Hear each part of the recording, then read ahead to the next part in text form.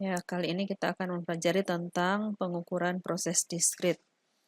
Baik, kita akan melihat pada pengukuran proses diskrit ini, yang pertama yang perlu kita ketahui adalah arti diskrit itu sendiri. Jadi, arti diskrit atau sensor diskrit. Jadi, kata diskrit itu berarti individu atau berbeda ya. Jadi, di sini yang perlu kita ketahui pertama adalah arti diskrit atau kata diskrit khususnya itu adalah berarti individu atau berbeda. Nah, di sini dalam teknik variabel atau pengukuran diskrit itu mengacu pada kondisi benar atau salah. Jadi, pada teknik variabel atau pengukuran diskrit itu mengacu pada kondisi benar atau salah. Jadi dengan demikian, sensor diskrit adalah sensor yang hanya mampu menunjukkan apakah variabel yang diukur itu berada di atas atau di bawah set point yang ditentukan. Jadi di sini kalau misalnya dilihat dengan ini ya, dengan artinya, arti dari diskrit itu sendiri berarti kan individu atau berbeda. Nah, sedangkan dalam teknik variabel atau pengukuran diskrit itu mengacu pada kondisi benar atau salah. Jadi dengan demikian sensor diskrit adalah sensor yang hanya mampu menunjukkan apakah variabel yang diukur itu berada di atas atau ada di bawah dari set point yang ditentukan. Jadi ini yang perlu kita pahami terlebih dahulu. Baik, mungkin dari sini sudah paham ya. Sudah memahami dulu ya yang arti kata dari diskrit itu gitu ya. Jadi sehingga nanti ketika misalnya mempelajari lebih lanjut tentang pengukuran diskrit itu sudah tahu apa sih kemudian yang disebut dengan diskrit. Jadi dengan sensor diskrit adalah sensor yang hanya mampu menunjukkan apakah variabel yang diukur itu berada di atas atau di bawah dari set point gitu ya. Set point yang ditentukan di sini. Nah, untuk bentuk sensor diskrit dan perbandingan dengan sensor kontinu gitu ya. Jadi kalau ada sensor diskrit, kita juga ketahui itu kemudian kita mengenal adanya juga sensor kontinu gitu ya. Jadi sensor diskrit biasanya sejenis saklar gitu atau dibuat untuk trip ketika kuantitas yang diukur melebihi atau berada di bawah nilai yang ditentukan. Gitu. Jadi sejenis saklar itu yang dibuat ya ketika kuantitas yang diukur melebihi atau berada di bawah nilai yang ditentukan. Nah, sedangkan disebut juga bahwa perangkat ini kurang canggih gitu ya. Maksudnya jika ini dibandingkan dengan sensor kontinu yang mampu melaporkan nilai analog gitu ya. Nah, tapi walaupun begitu diskrit ini cukup berguna di dalam industri gitu ya. Tetapi diskrit kontinu cukup berguna di dalam industri. Nah, di sini jenis-jenis sensor diskrit yang perlu kita ketahui. Yang pertama ada banyak, kita perlu ketahui terlebih dahulu gitu ya, ada banyak jenis sensor diskrit yang mendeteksi variabel seperti posisi, tekanan fluida, level material, suhu, dan laju aliran fluida. Nah, output dari sensor diskrit ini biasanya bersifat elektrik gitu ya. Jadi ada banyak jenis sensor diskrit yang mendeteksi variabel seperti posisi, tekanan fluida gitu, level material, suhu, dan laju aliran fluida. Dan output dari sensor diskrit biasanya bersifat elektrik. Jadi adapun jenis-jenis sensor diskrit adalah sebagai berikut gitu ya. Yang pertama yang perlu kita ketahui adalah status normal dari sebuah switch atau saklar. Gitu. Dengan kata status normal dari sebuah switch atau saklar di sini, yaitu status normal switch adalah status kontak listrik selama kondisi tidak ada stimulasi fisik atau switch dalam keadaan istirahat. Jadi status normal yang dimaksud di sini adalah kontak listrik selama kondisi tidak ada adalah status kontak listrik selama kondisi tidak ada stimulasi fisik atau switch dalam keadaan istirahat.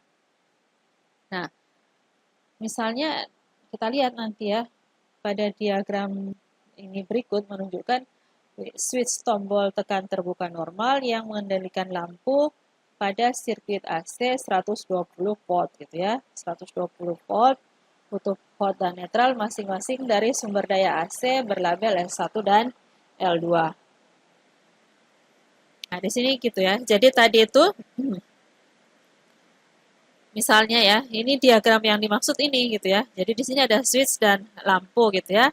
Nah, di sini di mana diagram yang ini gitu ya menunjukkan switch tekan terbuka normal yang mengendalikan lampu pada sirkuit AC 120 gitu ya. 120 kutub hot dan netral masing-masing dari sumber daya AC berlabel S1 dan L2 gitu ya.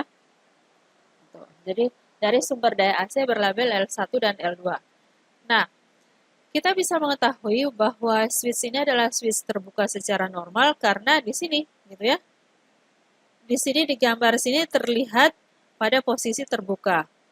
Nah, lampunya akan berenergi hanya jika seseorang menekan switch nih. Ketika ini ditekan, nah, ketika atau jika ada seseorang yang menekan switch di sini, nah maka menahan kontak yang biasanya terbuka di posisi tertutup gitu ya. Jadi ketika ya sama seperti yang biasa kita gunakan ya, ketika kita menekan switch kemudian di situ di sini akan menahan kontak yang biasanya terbuka di posisi tertutup gitu ya. Jadi yang biasanya kontak itu di posisi terbuka itu ketika kita menekan maka itu akan ke posisi tertutup. Nah, hand switch gitu ya, hand switch atau saklar tangan. Di sini ada gambar hand switch atau saklar tangan. Hand switch di sini sama seperti namanya, yaitu saklar listrik yang digerakkan oleh gerakan tangan seseorang. Jadi, hand switch sama seperti namanya, yaitu saklar listrik yang digerakkan oleh gerakan tangan seseorang. Jadi, yang digerakkan oleh gerakan tangan seseorang. Ini bisa dalam bentuk saklar, tombol tekan, putar, rantai listrik, dan lain-lain gitu ya. Jadi, hand switch ini sama seperti namanya gitu ya, yaitu saklar listrik yang digerakkan oleh gerakan tangan seseorang ini ya. Ini ada button, ada 3D neck, kemudian ada base, ada NC nominal dan NO terminal. Nah, ini bisa dalam bentuk saklar, tombol tekan, putar, rantai listrik dan lain-lain gitu ya.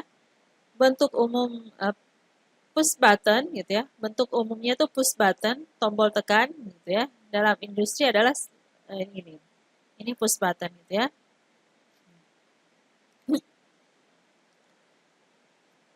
Jadi bentuk umum push button dalam industri adalah leher berulir dimasukkan melalui lubang yang dipotong menjadi panel logam atau plastik dengan mur yang cocok untuk menahannya di tempatnya.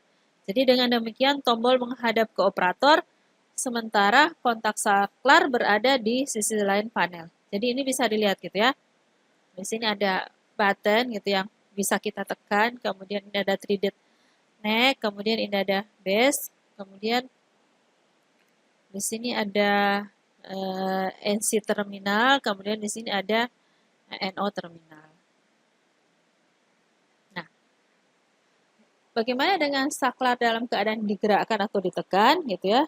Jadi switch in the actuated atau press state di sini ketika di sini ditekan gitu ya, maka di sini ya dapat kita lihat NC terminal yang di sini, kemudian NO terminal yang di sini. Nah, saat ditekan gerakan ke bawah dari aktuator, jadi gerakan ke bawah dari aktuator, sini ya, memutuskan jembatan listrik antara dua kontak NC. Nah, di sini memutuskan jembatan listrik antara dua kontak NC, jadi ini ketika ditekan gitu ya. Jadi saat ditekan, gerakan ke bawah dari aktuator memutuskan jembatan listrik antara dua kontak NC, ini diputus gitu ya. Nah, kemudian yang di sini, yang NO terminal tadi membentuk jembatan baru antara kontak NO gitu ya. Jadi itu. Jadi membentuk jembatan baru antara seketika ini putus, nah di sini membentuk jembatan baru. Jadi ini diputus, kemudian di sini terbentuklah jembatan baru. Jadi pada saat ini ditekan, yang di sini putus, nah di sini terbentuk jembatan baru, gitu ya. Nah, sebagian besar hand switch industri tersedia dalam bentuk modular. Jadi, sebagian besar hand switch industri tersedia dalam bentuk modular, di mana set blok kontak switch dapat ditumpuk. Jadi, di mana set blok kontak switch dapat ditumpuk di sini ya. Kalau kita lihat dapat ditumpuk bersama-sama untuk diaktuasi oleh tombol tekan atau knob putar yang sama. Nah, ini memungkinkan jumlah switch kontak yang hampir tidak terbatas gitu ya. Jadi switch kontaknya ini banyak sekali gitu ya kalau dilihat di sini. Jadi memungkinkan jumlah switch kontak yang hampir tidak terbatas untuk diaktuasi secara bersamaan oleh mekanisme aktuasi tunggal. Jadi jenis aktuator yang berbeda seperti tombol tekan, pemilih, putar, knob, dan saklar tombol juga dapat dipertukarkan gitu ya dengan modul kontak untuk fleksibilitas maksimum. Jadi itu ya, sebagian besar hand switch industri tersedia dalam bentuk modular di mana set blok kontak switch dapat ditumpuk gitu ya bersama-sama untuk diaktuasi gitu ya. Jadi ini ditumpuk bersama-sama untuk diaktuasi oleh tombol tekan atau knob gitu ya, putar yang sama gitu. Nah, ini memungkinkan jumlah switch di kontak yang hampir tidak terbatas untuk diaktuasi secara bersamaan oleh mekanisme aktuasi tunggal ini ya. Jenis aktuator yang berbeda seperti tombol tekan, pemilih putar, knob, dan saklar tombol juga dapat dipertukarkan dengan modul kontak untuk fleksibilitas maksimum gitu ya. Limit switch. Jadi ini kalau gambar di sini simbol limit switch-nya ada limit switch simbol. Di sini ada normally open. Kemudian ini adalah normally close gitu ya. Fungsi limit switch. Jadi fungsi limit switch di sini apa gitu ya? Jadi switch limit itu adalah fungsinya adalah mendeteksi gerakan fisik suatu objek melalui kontak langsung dengan objek itu gitu ya. Jadi fungsi limit switch itu adalah mendeteksi gerakan fisik. Jadi fungsi limit switch itu mendeteksi gerakan fisik suatu objek melalui kontak langsung dengan objek itu gitu ya. Jadi kok contoh switch limit switch ini adalah saklar yang mendeteksi posisi terbuka pintu mobil gitu ya, yang secara otomatis memberi energi pada lampu kabin saat pintu terbuka gitu ya. Jadi ini fungsi dari limit switch ini gitu ya. Jadi contoh limit switch itu adalah saklar yang mendeteksi posisi terbuka pintu mobil. Jadi kalau kita lihat ya, pintu mobil itu kan biasanya ini ya ketika posisi terbuka pintu mobil itu maka otomatis ini akan memberi energi gitu ya. Jadi memberi energi pada lampu kabin saat pintu terbuka gitu ya. Jadi memberi energi pada lampu kabin saat pintu terbuka.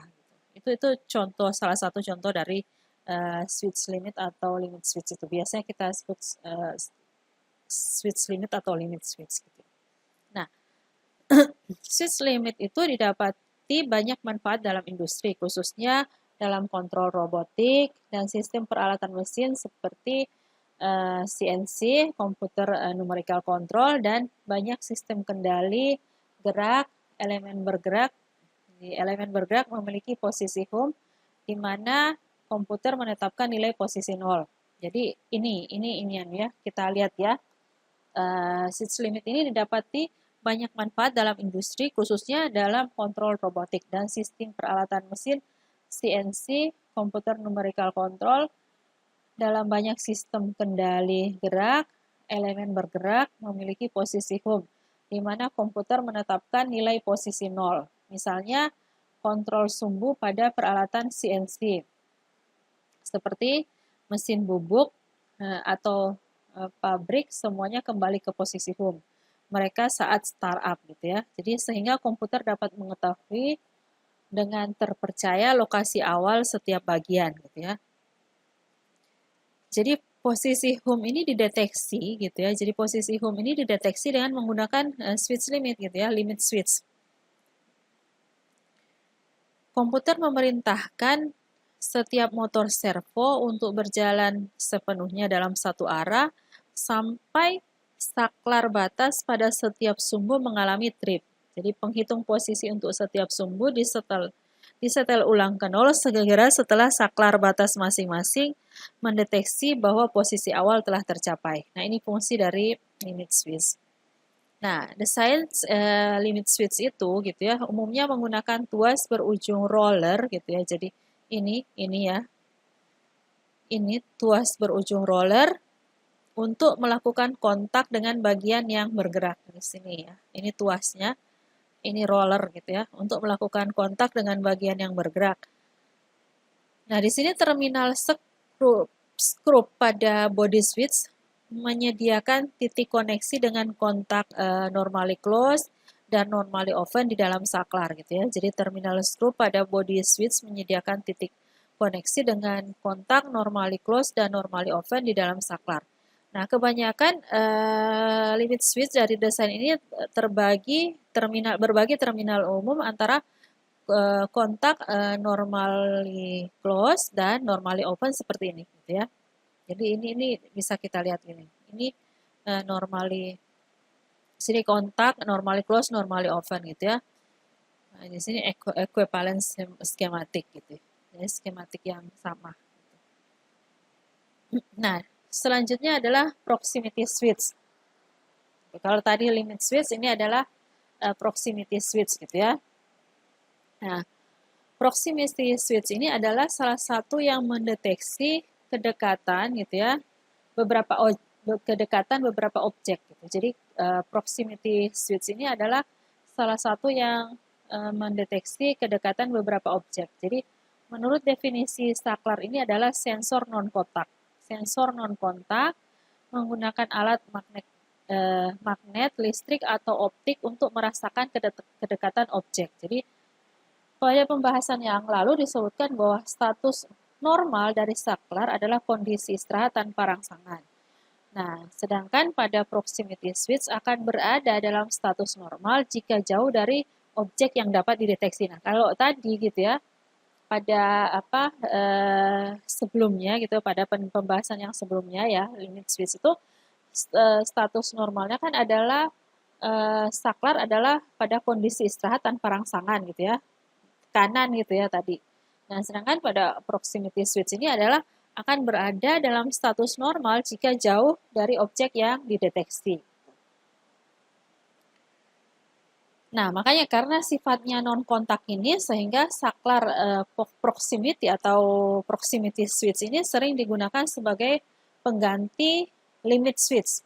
Jadi, pengganti ini maksudnya limit switch ya. Jadi, pengganti limit switch, kontak langsung untuk tujuan yang sama gitu ya, untuk mendeteksi posisi bagian mesin dengan keuntungan tidak pernah aus seiring waktu karena kontak fisik yang berulang gitu ya. Jadi karena sifatnya yang non kontak ini sehingga saklar proximity ini sering digunakan sebagai pengganti switch limit kontak langsung untuk tujuan yang sama gitu ya, untuk mendeteksi posisi bagian mesin dengan keuntungan yang tidak pernah sering waktu karena kontak fisik yang berulang gitu ya. Nah, kebanyakan saklar proximity atau proximity switch ini aktif dalam desain. Itu artinya, jadi di sini bagaimana aktif dalam desain? Artinya mereka menggabungkan sirkuit elektronik bertenaga untuk merasakan kedekatan suatu objek. Jadi, kedekatan induktif beralih merasakan adanya benda logam melalui penggunaan medan magnet. Di sini frekuensi tinggi sehingga saklar proximity atau proximity switch ini saklar proximity ini kapasitif merasakan keberadaan objek non-logam melalui penggunaan medan listrik frekuensi tinggi. Gitu ya. Jadi melalui penggunaan medan listrik frekuensi tinggi. Nah, fungsi optiknya berubah mendeteksi gangguan sinar cahaya oleh benda gitu ya. Jadi ultrasonic switch merasakan kehadiran materi padat oleh refleksi gelombang suara. Ini misalnya gini, simbol diagram skematik untuk saklar proximity dengan kontak mekanis sama dengan untuk saklar batas mekanis, kecuali simbol saklar ditutup dengan bentuk berlian gitu. Jadi ini simbol saklar gitu ya, menunjukkan perangkat bertenaga aktif. Di sini simbol proximity switch, di sini normally open, kemudian di sini normally close ini ya. Jadi bentuknya normally open seperti ini, sedangkan bentuknya normally close untuk proximity switch itu adalah seperti ini. Nah, kalau kita lihat banyak proximity switch yang tidak menyediakan keluaran dry contact sebagai gantinya, gitu ya. Jadi kebanyakan proximity switch yang tidak menyediakan keluaran dry contact. Nah, sebagai gantinya elemen outputnya adalah transistor yang dikonfigurasi baik untuk arus sumber atau arus sink. Jadi istilah sourcing dan sinking paling dipahami dengan memvisualisasikan arus listrik ke arah aliran konvensional bukan arus elektron. Ya. Nah, di sini diagram skematik berikut ini kontras dengan dua mode operasi skalar. Diagram skematik berikut ini kontras dengan dua mode operasi saklar gitu ya. Menggunakan di sini menggunakan panah merah untuk memperlihatkan, jadi ini panah merah ya. Merah. Ini sinking output proximity switch, let current sink down ground probe the switch ini ya. Panah merah ini panah merah. Panah merahnya ini panah merah. Nah, panah merah ini memperlihatkan arah arus gitu ya, notasi aliran konvensional. Dalam kedua contoh, beban yang digerakkan oleh setiap saklar proximity adalah dioda pemancar cahaya gitu ya. Jadi di sini dua-dua menggunakan dioda gitu ya, dioda pemancar cahaya ini. Ya. Ini mungkin bisa diperhatikan gitu ya. Jadi kalau dilihat di sini dalam kedua contoh beban yang digerakkan oleh setiap saklar proximity adalah dioda pemancar cahaya. Nah, aturan pewarnaan umum untuk saklar proximity elektronik adalah coklat untuk catu daya plus V, biru untuk ADE tiang catu daya, dan hitam untuk sinyal keluaran yang dialihkan. Jadi konvensi ini umum untuk sinking dan sourcing proximity switch yang sama. Gitu ya.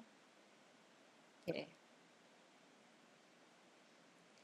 Nah, banyak saklar proximity industri memiliki lampu indikator LED bawaan untuk membantu teknisi mendiagnosis masalah sirkuit dengan menunjukkan status saklar secara langsung. Gitu ya. Jadi banyak saklar proximity atau proximity switch di industri memiliki lampu indikator LED bawaan untuk membantu teknisi mendiagnosis masalah sirkuit dengan menunjukkan status saklar secara langsung. Jadi dengan menunjukkan status saklar secara langsung. Jadi misalnya hanya dengan melihat sekilas orang dapat mengetahui apakah proximity switch ini mendeteksi keberadaan suatu objek atau tidak gitu ya. Jadi hanya dengan melihat sekilas orang dapat mengetahui apakah proximity switch ini mendeteksi keberadaan suatu objek atau tidak. Nah, yang selanjutnya adalah pressure switch. Jadi saklar tekanan atau pressure switch. Nah, pada pressure switch ini adalah salah satu yang mendeteksi adanya tekanan fluida. Jadi saklar tekanan adalah salah satu yang mendeteksi adanya tekanan fluida. Jadi saklar tekanan sering kali menggunakan diafragma atau hembusan sebagai elemen penginderaan tekanan gitu ya. Jadi saklar tekanan sering kali menggunakan diafragma atau hembusan sebagai elemen penginderaan tekanan yang gerakannya menggerakkan satu atau lebih kontak saklar gitu ya. Saklar tekanan sering kali menggunakan diafragma atau hembusan sebagai elemen penginderaan tekanan yang gerakannya menggerakkan satu atau lebih kontak saklar. Nah, status normal dari saklar adalah kondisi istirahat tanpa rangsangan gitu ya. Jadi status normal dari saklar adalah kondisi istirahat tanpa rangsangan. Saklar tekanan akan berada dalam status normal saat mendeteksi tekanan minimum, misalnya tekanan yang diterapkan atau dalam beberapa kasus kondisi vakum. Jadi di sini misalnya untuk saklar tekanan status normal adalah setiap tekanan fluida di bawah ambang trip saklar gitu ya. Jadi untuk saklar tekanan status normal adalah setiap tekanan fluida berada di bawah ambang trip saklar gitu ya. Ini untuk normally open-nya, sedangkan ini untuk normally close-nya.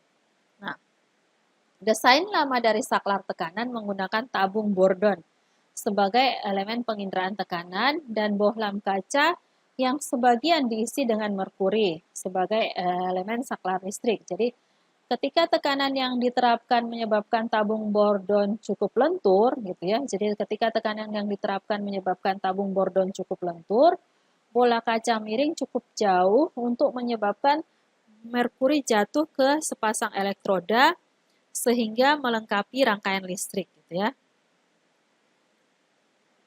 Jadi ketika tekanan yang diterapkan menyebabkan tabung Bordon cukup lentur, bola kaca miring cukup jauh untuk menyebabkan merkuri jatuh ke sepasang elektroda sehingga melengkapi rangkaian listrik.